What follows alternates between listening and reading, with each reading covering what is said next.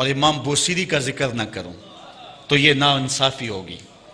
حضرت امام بوصیری فالج زدہ ہیں، ساری زندگی بادشاہوں کے قصیدے لکھے ہیں، ساری زندگی بادشاہوں کی کہانیاں بیان کی ہیں، ان سے اعزازات پائے ہیں، تکریمات پائی ہیں، لیکن عمر کا آخری حصہ آیا، جسم فالج زدہ ہو گیا، سارے چھوڑ گئے۔ تنہائی، بیماری اور غربت، یہ تین چیزیں اگر اکٹھی ہو جائیں تو ان کو کاٹنا بڑی قیامت ہوتی ہے۔ تنہائی، غربت اور بیماری، یہ تینوں اکٹھی آ گئی حضرت امام بوصیری پہ۔ صحت مند کے سارے گاہک ہوتے ہیں، بیمار پڑ گئے تو کوئی پوچھتا ہی نہیں ہے۔ ایک دن خیال آیا، ساری زندگی شہنشاہوں کے قصیدے لکھے، آج اس کا قصیدہ نہ لکھوں جو کائنات کا دولہ ہے۔ اللہ اکبر، قلم پکڑا، پھر حضور کا قصیدہ لکھا۔ یہ قصیدہ بردہ شریف مکمل کیا۔ رات ہوئی، حضرت امام بوصیری سوئے، آقا کریم علیہ السلام تشریف لائے، اور یہ بات ذہن میں رکھیں، حضور نے ارشاد فرمایا من رآنی فی المنام فقد رآنی فإن الشیطان لا یتمثل بی۔ یہ ابن ماجہ میں 6 طرق سے روایت مروی ہے، ویسے بخاری دیگر کتابوں میں بھی ہے، لیکن ابن ماجہ حجم کے اعتبار سے چھوٹی کتاب ہے، اس میں بھی 6 مرتبہ یہ روایت ہے، باقیوں میں تو بہت مرتبہ یہ روایت آئی ہے۔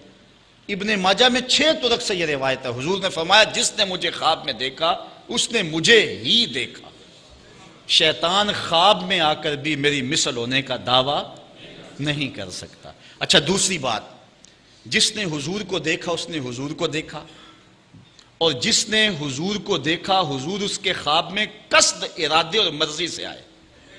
میں کسی کے خواب میں جاؤں، آپ کسی کے خواب میں آئیں، نہ آپ کو پتہ ہوتا ہے نہ مجھے پتہ ہوتا، مجلس سجی ہے، میں گفتگو کر رہا ہوں، اٹھ کے آپ چلے جائیں گے، جا کے سو جائیں، میں خواب میں دوبارہ گفتگو کرتا ہوا پایا جاؤں، مجھے آپ اٹھ کے فون کرے جناب آج خواب میں آئے تھے، تو مجھے تو نہیں پتہ ہوگا، یا آپ کو میں دیکھ لوں دوبارہ تو آپ کو علم نہیں ہوگا، لیکن حضور جس کے خواب میں جائیں قصد، ارادے اور مرضی سے جاتے ہیں۔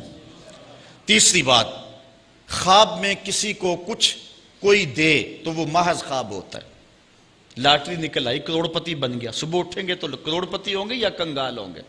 وہ کیا کسی نے کہا تھا 100 بار میرے ہاتھوں میں تیرا دامن آیا، جب آنکھ کھلی تو اپنا ہی گریباں تھا۔ کچھ نہیں ہوتا، خواب خواب ہوتا ہے، لیکن حضور کو اگر کوئی خواب میں دیکھے اور حضور کچھ عنایت کریں تو وہ محض خواب نہیں ہوتا۔ حضرت شاہ ولی اللہ محدث دہلوی فرماتے ہیں میرے والد شاہ عبد الرحیم نے خواب میں انہوں نے حضور کو دیکھا تو آقا کریم علیہ السلام نے اپنے 2 منہ مبارک ان کو عطا کیے۔ کہتے ہیں جب اٹھے تو دیکھا کہ منہ مبارک نہیں تھے، تو پھر ان کی کیفیت وہی ہو گئی اور پھر حضور خواب میں ملے، فرمایا کہ ہم نے تیرے سرہانے کے نیچے رکھ دیے۔ تو کہتے ہیں کہ وہ 2 بال حضرت شاہ ولی اللہ محدث دہلوی فرماتے ہیں ان کی علامت یہ تھی کہ وہ صندوق میں ہم رکھتے تھے، جب اس کو دھوپ میں لے کے نکلتے بدلی سایہ کیا کرتی تھی، اور فرماتے ہیں کہ جب وراثت تقسیم ہوئی تو 1 بال میرے حصے میں آیا، حضور کا منہ انور، حضور کا منہ مبارک۔ تو جس نے حضور کو خواب میں دیکھا حضور کو ہی دیکھا، حضور قصد سے آئے، جو دیا حقیقت میں دیا۔ اور چوتھی بات، وہ بخاری کی روایت ہے، حضور فرمایا من رآنی فی المنام فسیرانی فی الیقظہ، جس نے مجھے خواب میں دیکھا ان قریب جاگتے بھی دیکھ لے گا۔ شارحین لکھتے ہیں ساری زندگی نہ دیکھ سکا، جب روح نکل رہی ہوگی رخ محبوب سامنے ہوگا، اور اگر اس وقت حضور کا دیدار ہو جائے تو اور چاہیے بھی کیا، سوکھا نکلے سا ظہوری جے ویخ لواں مکھ تیرا، اگر اس وقت حضور کا دیدار ہو جائے تو اور کیا چاہیے۔ تو حضرت امام بوصیری کہتے ہیں کہ میں سویا مقدر جاگا، حضور تشریف لائے، فرمایا بوصیری جو قصیدہ لکھا ہے وہ سناؤ تو صحیح۔ تو انہوں نے وہ مشہور قصیدہ مولا یصلی وسلم دائما ابدا، وہ قصیدہ حضور کی خدمت میں پیش کیا۔ تو آقا کریم علیہ السلام نے اپنا دست شفا ان کے بدن پہ پھیرا، اور حضور نے اپنی چادر اتار کر کے حضرت امام بوصیری کو دے دی۔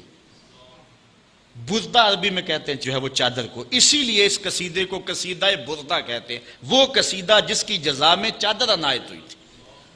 حضرت امام بوصیری جب اٹھے تو بالکل ٹھیک تھے، چادر اوڑی اور مسجد میں نماز پڑھنے کے لیے جا رہے ہیں۔ راستے میں ایک درویش کھڑا تھا، کہا بوصیری رات والا قصیدہ تو سناؤ جو تم نے لکھا ہے۔ حضرت بوصیری کہتے ہیں میں نے لکھا تھا اور کسی کو پتہ نہیں تھا۔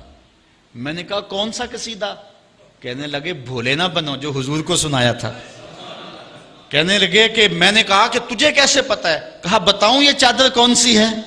اللہ اکبر. تو امام بوصیری رحمت اللہ تعالی علیہ نے حضور علیہ السلام پر یہ درود لکھا، مولا یصلی وسلم دائماً ابدا، اور یہ جزا پائی. حضرت سید محمد بن سلیمان رحمت اللہ تعالی علیہ ایک بزرگ گزرے ہیں. یہ 708 ہجری میں پیدا ہوئے تھے. کہتے ہیں کہ میں ایک دن کسی بستی سے گزر رہا تھا اور وہاں ایک کنواں تھا، اس کا پانی تھوڑا سا نیچے تھا، اور میرے پاس کوئی چیز نہیں تھی جس سے میں ڈول ڈال کر کے وہ پانی نکال سکوں. میں متحیر کھڑا تھا. ساتھ ہی ایک شکستہ سا کچا سا مکان تھا، اس مکان کے اوپر ایک چھوٹی عمر کی لڑکی کھڑی تھی.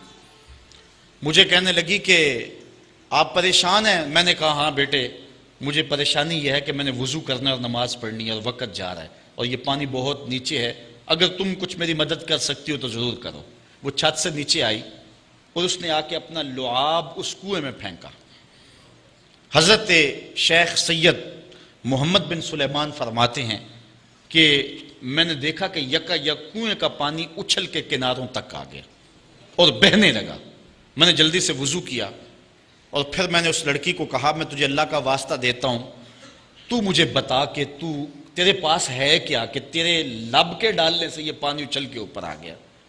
تو اس لڑکی نے مجھے کہا کہ یہ جو مرتبہ مجھے ملا ہے بکثرت الصلاۃ علی من کان اذا مشى فی البر تعلقت الوحوش باذیالہ، یہ مرتبہ میں اس پر درود پڑھ کے حاصل کیا ہے جب وہ جنگل سے گزرتے تھے تو جو جانور تھے قدموں سے لپٹ جاتے تھے، میں ان پر درود پڑھنے کی برکت سے جو ہے وہ یہ مرتبہ حاصل کیا ہے. تو حضرت سید محمد بن سلیمان کہتے ہیں کہ پھر میں نے ارادہ کر لیا کہ میں ساری زندگی حضور علیہ السلام پر درود پڑھتے ہوئے اور درود لکھتے ہوئے گزاروں گا.